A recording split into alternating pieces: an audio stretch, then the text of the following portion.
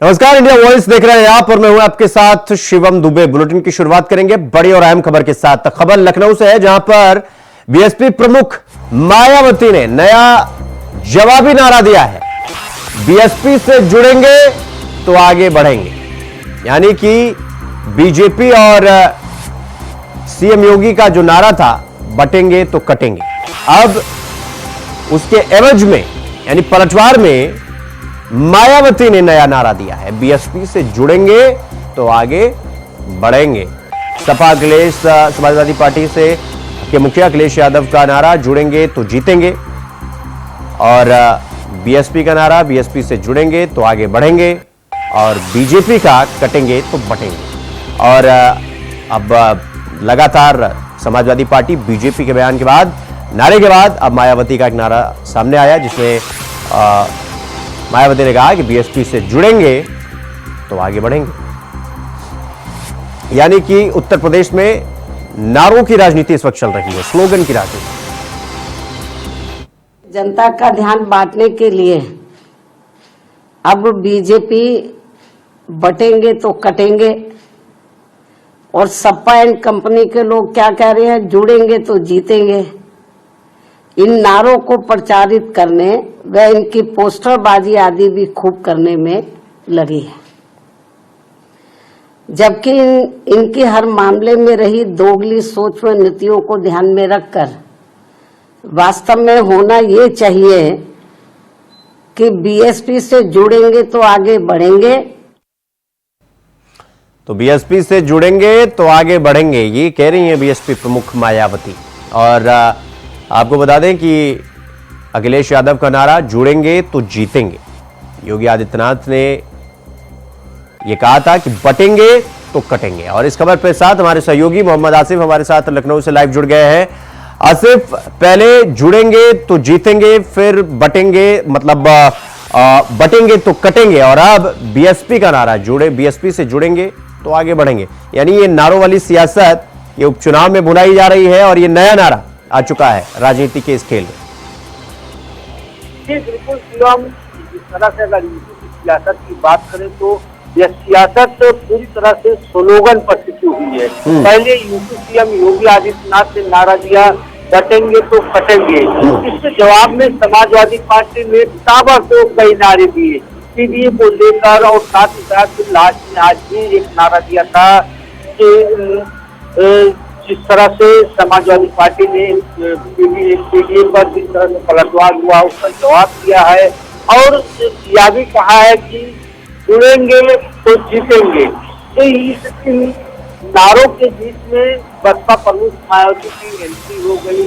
BJP और सपा के नारों की काट बसपा प्रमुख मायावती ने ढूंढ ली, और आज प्रेस कॉन्फ्रेंस करते हुए बसपा प्रमुख मायावती ने कहा कि बसपा से जुड़ेंगे, आगे बढ़ेंगे, सुरक्षित रहेंगे। उन्होंने अपना एक मैसेज देने की कोशिश किया है कि अगर बसपा सरकार में आती है तो कहीं न कहीं लोग सुरक्षित रहेंगे और आगे बढ़ेंगे। और आज प्रेस कॉन्फ्रेंस में बसपा प्रमुख मायावती ने बीजेपी और समाजवादी पार्टी पर बड़ा हमला भी किया। कहा कि जो है दोनों पार्टियां अपने अपने सहयोगी दलों के साथ दोस्ताना रवैया अपनाती है, दोनों मिली हुई पार्टियां हैं, ऐसा कहने की कोशिश बसपा प्रमुख मायावती ने की है। लेकिन जो सियासत, अगर इनकी सियासत की बात करें तो बसपा पूरी तरह से शून्य पर पहुंच गई है। कभी चुनाव नहीं लड़ी है उपचुनाव का, लेकिन इसमें भी वह पूरी तरह से ताल ठोक रही है। तो ऐसे में यह कहा जा सकता है कि जिस तरह से बसपा प्रमुख मायावती अब पूरी तरह से हमलावर हो गई है, उपचुनाव में 9 सीटों पर अपने प्रत्याशी उतार दिए हैं। लगातार होर्डिंग वार चल रहा था, टेक्स्ट पर पोस्ट पर वार पलटवार चल रहा था, नारों के जरिए समाजवादी पार्टी बीजेपी। आसिफ, पहले मुख्यमंत्री योगी आदित्यनाथ कहते हैं कि बटेंगे तो कटेंगे, फिर अखिलेश यादव का उनका नारा आता है कि जुड़ेंगे तो जीतेंगे, और इन्हीं दोनों की चर्चा होती है। सामने उपचुनाव, 10 दिन का समय। अब ऐसे में क्या बीएसपी को यह लग रहा था कि जो सेंटर ऑफ अट्रैक्शन है वो बीजेपी और समाजवादी पार्टी है, बीएसपी को तो कोई बात ही नहीं कर रहा है कि बीएसपी भी उपचुनाव लड़ रही है, इस वजह से मायावती को सामने आना पड़ा और इस नारे के साथ अपना बीएसपी वाला वर्जन एक नारा देना पड़ा, ताकि लोगों को यह ध्यान में आए कि देखिए सेंटर ऑफ अट्रैक्शन बीजेपी या समाजवादी पार्टी नहीं, बीएसपी भी है लड़ाई में, इसलिए भी सामने आई मायावती। देखिए शिवम, अगर बात करें बसपा की तो बसपा लगातार जो है धरातल पर पूरी तरह से दिख रही है।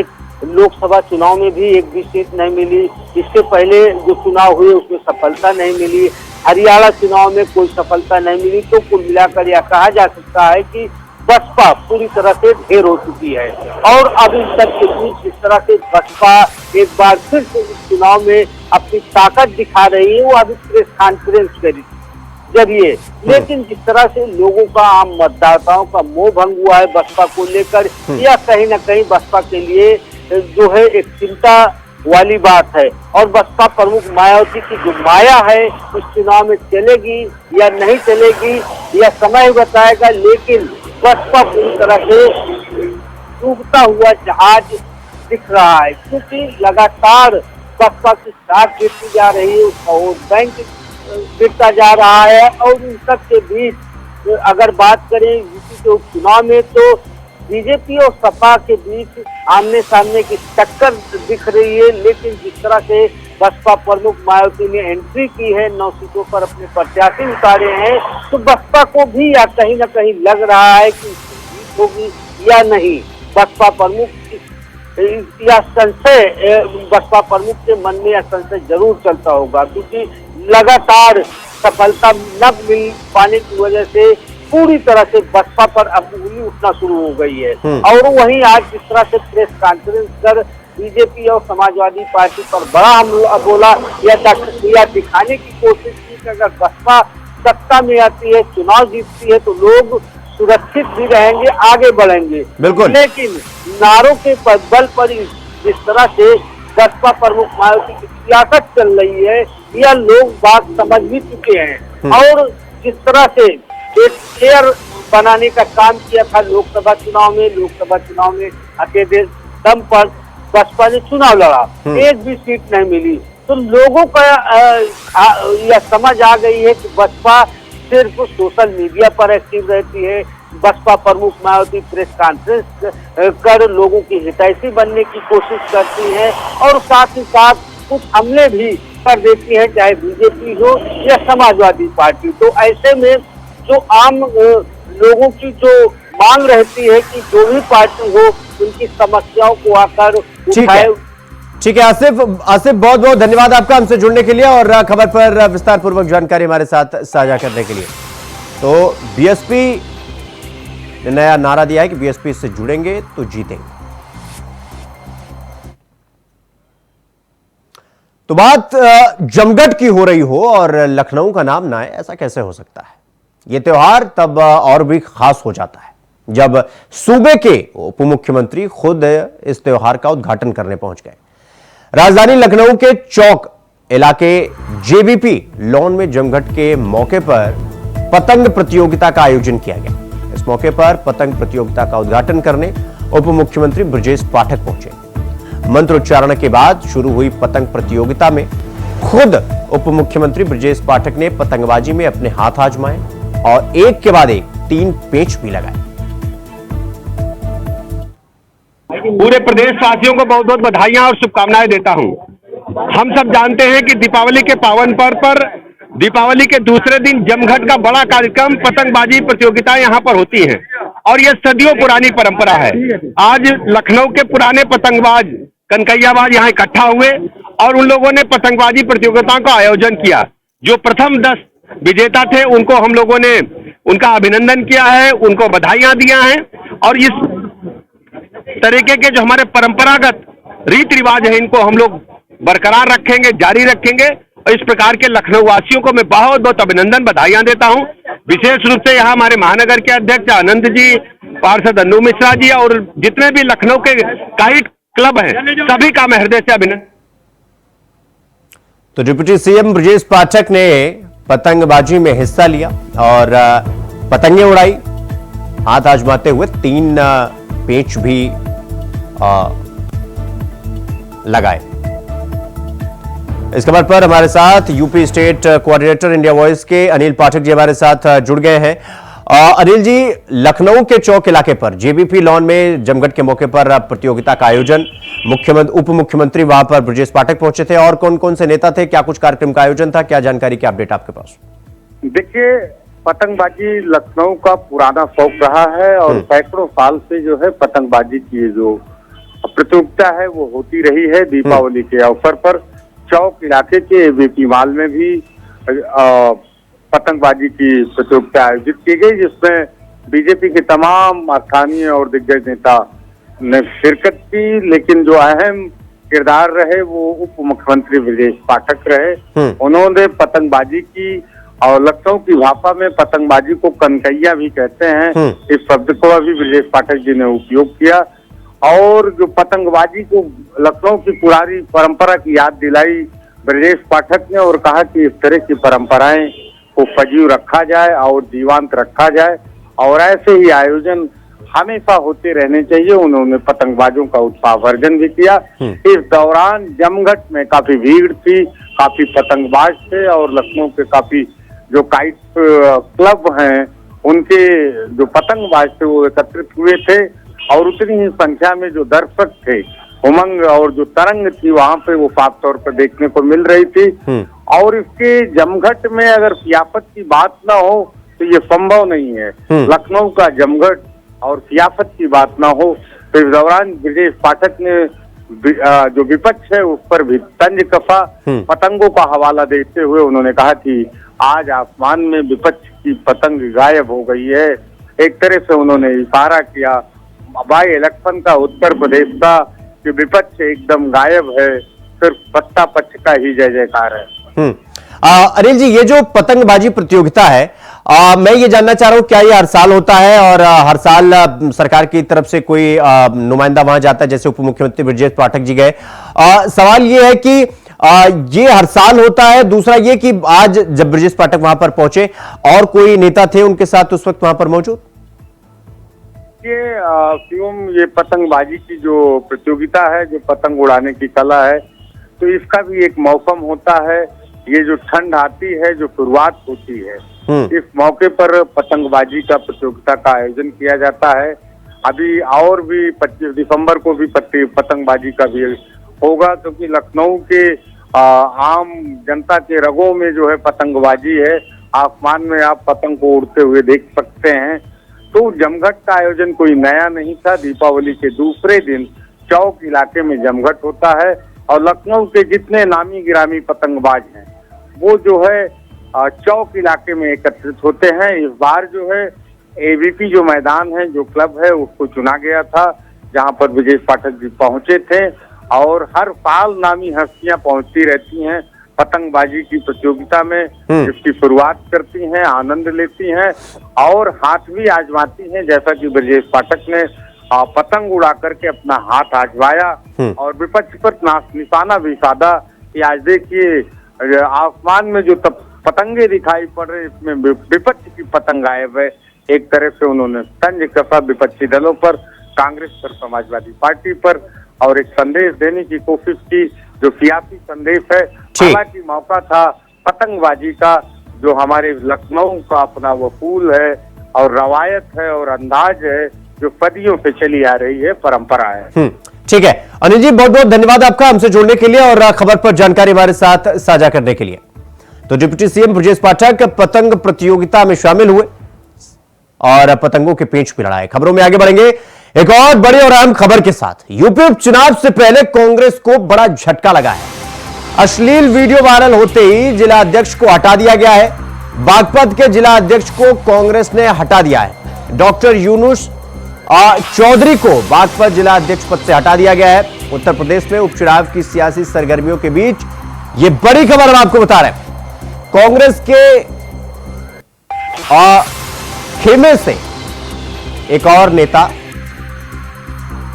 पद से हटा और कांग्रेस को एक बड़ा झटका लगा है। कांग्रेस नेता का अश्लील वीडियो वायरल हुआ, जिस पर कांग्रेस ने एक्शन लेते हुए जिला अध्यक्ष को पद से हटा दिया है। इस खबर पर हमारे साथ हमारे सहयोगी आरिफ मलिक हमारे साथ बागपत से जुड़ गए हैं। आरिफ, ये जो अश्लील वीडियो वायरल होने का मामला है, क्या कुछ पूरा मामला है, विस्तार से बताइए। जैसे सर मैं आपको बताना चाहूंगा, कांग्रेस नेता का अश्लील वीडियो सोशल मीडिया पर वायरल हुआ है। वायरल वीडियो में कांग्रेस नेता अज्ञात युवती को प्राइवेट पार्ट दिखा रहा है। वीडियो में महिला को प्राइवेट पार्ट दिखाते हुए बेशर्मी की हदें पार कर रहा है कांग्रेस नेता। कांग्रेस जिलाध्यक्ष व पूर्व विधानसभा प्रत्याशी यूनुस चौधरी का बताया जा रहा है वायरल वीडियो। महिला ने अभी तक का सामने आकर कोई शिकायत नहीं की है। तो आरिफ, सवाल ये है कि जिस डॉक्टर यूनुस का जिक्र किया जा रहा है कांग्रेस के नेता का, उनकी तरफ से इस वीडियो को लेकर कोई सफाई, कोई अपनी तरफ से कोई वक्तव्य उनकी तरफ से नहीं अभी तक का उन सामने नहीं आए हैं, बल्कि महिला ने भी अभी तक का सामने आकर कोई शिकायत नहीं किया है। सोशल मीडिया पर वायरल वीडियो होने के बाद कांग्रेस की वीडियो वायरल होने के बाद ये एक्शन लिया गया है। और ये वीडियो कब का है, मतलब अंदाजन कब का ये वीडियो, इसको लेकर कोई जानकारी और कार्रवाई कब की गई कांग्रेस पार्टी की तरफ से? कुछ दिन पहले का बताया जा रहा है, लेकिन ये वीडियो आज से ही वायरल हो रहा है। वीडियो वायरल होने पर कांग्रेस प्रदेश अध्यक्ष ने संज्ञान लिया है। यूपी कांग्रेस अध्यक्ष अजय राय ने यूनुस चौधरी को पद से हटा दिया है। अश्लील वीडियो वायरल होने पर पद से हटाए गए हैं कांग्रेस जिलाध्यक्ष यूनुस चौधरी जी। इसमें ये कब कार्रवाई की गई है, मतलब उन्हें पद से कब हटाया गया? पद से आज ही हटाया गया है सर। उनके एक लेटर जारी किया गया है कांग्रेस अध्यक्ष अजय राय की तरफ से, उसमें यूनुस चौधरी को पद से हटाया गया है। ठीक है आरिफ, बहुत बहुत धन्यवाद आपका हमसे जुड़ने के लिए और खबर पर जानकारी हमारे साथ साझा करने के लिए। तो खबरों में आगे बढ़ेंगे एक और बड़ी खबर के साथ। प्रयागराज से ये बड़ी खबर हम आपको बता दें कि प्रदेश में पर्यटन का महत्वपूर्ण मंच बन चुका है महाकुंभ। 45,000 से अधिक परिवारों को मिलेगा रोजगार। प्रयागराज मंडल में पहली बार प्रशिक्षण दिया जा रहा है। टूर गाइड का प्रशिक्षण प्रदान कर रहा है रोजगार। नाविकों, street vendors, auto taxi driver को प्रशिक्षण और टूर गाइड का प्रशिक्षण प्रदान कर रहा है रोजगार। और यूपी में पर्यटकों को मिलेंगे स्किल्ड स्मार्ट सर्विस प्रोवाइडर। तो ये बड़ी खबर हम आपको बता रहे हैं प्रयागराज से, जहां पर टूर गाइड का प्रशिक्षण रोजगार प्रदान कर रहा है, क्योंकि कुंभ लगने वाला है और ऐसे में करोड़ों की संख्या में श्रद्धालु वहां पर पहुंचेंगे। और ऐसे में जो टूर गाइड हैं, जो ऑटो चालक हैं, उनकी अच्छा खासा उनका रोजगार बढ़ेगा। तो जो नाविक हैं, स्ट्रीट वेंडर्स हैं या ऑटो टैक्सी ड्राइवर है, टूर गाइडर है, इनका जो है रोजगार बढ़ेगा। यानी कि 2025 का ये महाकुंभ। तो प्रयागराज मंडल में पहली बार प्रशिक्षण दिया जा रहा है और टूर गाइड का प्रशिक्षण रोजगार प्रदान कर रहा है। तो नाविक, street vendors, auto taxi driver को प्रशिक्षण दिया जा रहा है और यूपी में पर्यटकों को स्किल्ड और स्मार्ट सर्विस प्रोवाइडर मिलेंगे। तो 2025 माह। इस खबर पर हमारे साथ हमारे सहयोगी शोएब रिजवी हमारे साथ प्रयागराज से जुड़ गए हैं। शोएब, ये जो रोजगार देने की बात की जा रही है, रोजगार पैदा होने की बात की जा रही है, ऑटो टैक्सी ड्राइवर हो गए, स्ट्रीट वेंडर हो गए और टूरिस्ट गाइडर हो गए, क्या कुछ पूरी खबर, क्या जानकारी आपके पास? देखिए, कुंभ में पूरे देश दुनिया से जो श्रद्धालु आएंगे उन्हें किसी तरह की असुविधा न हो, तो हर क्षेत्र में अपने हिसाब से काम किया जा रहा है। क्योंकि बड़ी संख्या में श्रद्धालु आएंगे तो उनके लिए जो ये शहर के लिए जो वेंडर्स होंगे वो ट्रेन हो, किसी तरह की असुविधा ना हो।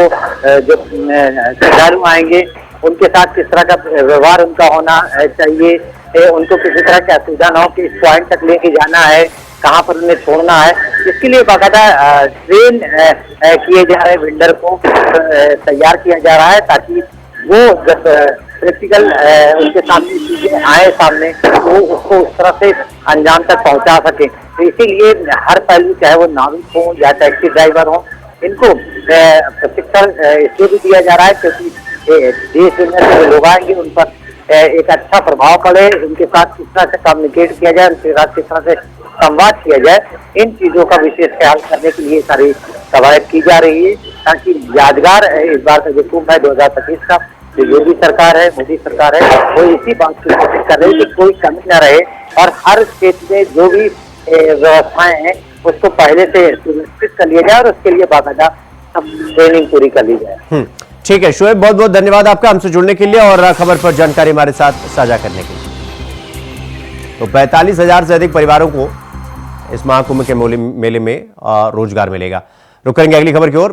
भाई बहन के प्यार और विश्वास के रिश्ते के प्रतीक के रूप में भाई दूज का त्योहार मनाया जाता है। भाई दूज भाई बहन के रिश्ते का खास दिन होता है। यमफांस से मुक्ति के लिए भाई और बहन यमुना जी में डुबकी लगाते हैं। बहनें त्योहार में से कुछ लोग यहाँ आए हुए हैं जो नौका विहार भी कर रहे हैं, यानी नाव में यमुना जी में घूम रहे हैं। और अभी यहाँ पर जो है घाट पर इनसे हम बात करेंगे और इनसे जानेंगे कि ये कब आए और कब यहाँ से जाएंगे। भाई दूज का पर्व भी यही मनाएंगे। आइए हम बात करते हैं। क्या नाम है आपका? मुकेश कुमार। मुकेश जी ये बताइए आप कितने लोग यहाँ पर आए हुए? हम लोग आए 50 लोग। 50 लोग आए हुए हैं। यहाँ आप कब आए? हम सवेरे 4 बजे आ गए थे, वहाँ से चले थे 10 बजे। अच्छा, जिस तरीके से आज गोवर्धन पूजा है उस पूजा में आप शामिल हुए हैं? हाँ। कहाँ पर आप शामिल हुए थे गोवर्धन पूजा? भाई जन्मभूमि पर। जन्मभूमि पे। अच्छा, कल भाई दूज का त्योहार है, बहुत बड़ा त्योहार है, तो इसको कल आप यहीं डुबकी लगाएंगे और यहीं रुकेंगे आज, कल डुबकी लगाएंगे और रात में परिक्रमा लगाएंगे गोवर्धन पर्वत की। रात में प्रेम मंदिर भी जाएंगे घूमने के लिए और कल यहाँ से शाम को निकलेंगे यहाँ से। यानी गिरिराज महाराज की 21 को सप्तकोशीय जो परिक्रमा है इसको वो लगाएंगे आज रात में। और सुबह आप बताएं क्या नाम है आपका? हाकिम। तो आप भी परिक्रमा लगाएंगे? हाँ, परिक्रमा लगा के ही जाएंगे साथ में। हाँ, साथ में हम सभी लोग साथ में बड़ा आनंदित है। बाके बिहारी जी के चरणों में आए हैं, राधा रानी की कृपा से उन्हीं ने बुलाया, इसलिए सभी लोग आए। 50 ज्यादा हुई है, 50 से कम नहीं है, 60 भी हो जाए क्योंकि 10-12 औरतें लेडीज सवारी हमारी। हम घूमकर इस चीज को देख रहे हैं और तमाम लोगों से हमने बात करी है। यहाँ पर एक घाट है, उस घाट पे भी हमने पुजारी जी से बात करी है, क्योंकि यहाँ लाखों लोग आते हैं और यहाँ पर भाई बहन का ये भाई दूज का त्योहार है। यहाँ यमफांस से मुक्ति के लिए भाई और बहन दोनों।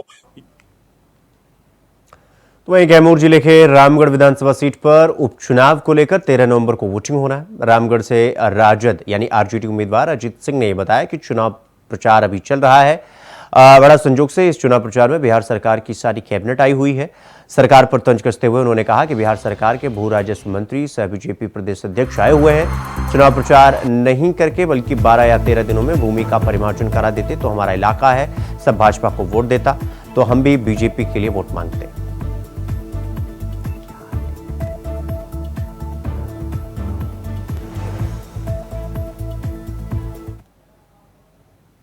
अगली खबर बगहा से है, जहां वाल्मीकि नगर थाना क्षेत्र के हवाई अड्डा के समीप बरहिया टोला गांव में एक महिला के सर का मुंडन कर ग्रामीण द्वारा सड़क पर घुमाया गया।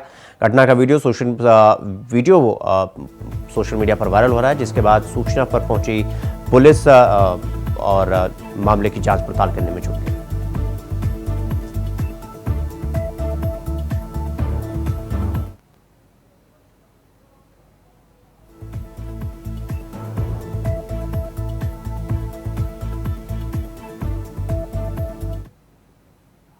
तो वहीं सासाराम नगर थाना क्षेत्र के मुबारकगंज इलाके में रोहतास एसपी रोशन कुमार की मौजूदगी में गुप्त सूचना पर जांच के साथ छापेमारी अभियान चलाया गया। हालांकि मामले में पुलिस फिलहाल मीडिया के समक्ष कुछ भी बताने से परहेज कर रही है और सासाराम नगर थाना क्षेत्र के मुबारकगंज सहित अन्य जगहों पर जांच के साथ छापेमारी अभियान चलाया गया।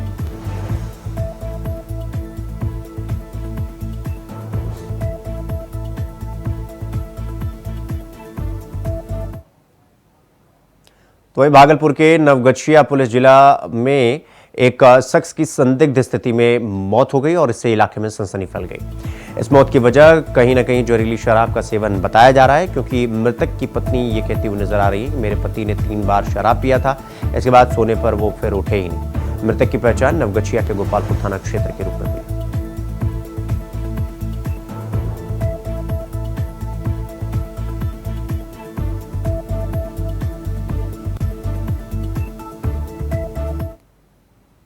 तो वहीं रोहतास जिले के भुतहा खैरा में बेखौफ बदमाशों ने एक व्यक्ति की गोली मारकर हत्या कर दी।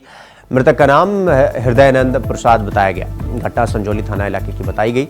सूचना पर विक्रमगंज एसडीपीओ कुमार संजय ने पहुंचकर जांच शुरू कर दी है। उन्होंने जल्द मामले में संलिप्त बदमाशों को गिरफ्तार करने की बात कही है। संजौली थाना के पुलिस ने मृतक हृदयानंद प्रसाद के शव को कब्जे में लेते हुए सदर अस्पताल सासाराम में पोस्टमार्टम कराकर परिजनों को सौंपते हुए अगली कार्रवाई जारी रखी।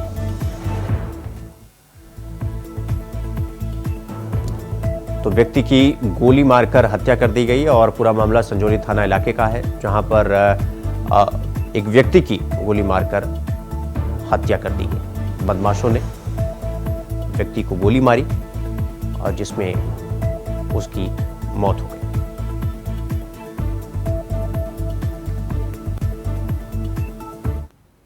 तो वही आरा का कलेक्ट्रेट छठ घाट, जो कई दशकों से आपसी सौहार्द के साथ आस्था का प्रतीक माना जाता है, जहां सभी धर्मों के लोग अपनी परंपरा के अनुसार बने प्रार्थना स्थल पर पूजा याचना करते हैं।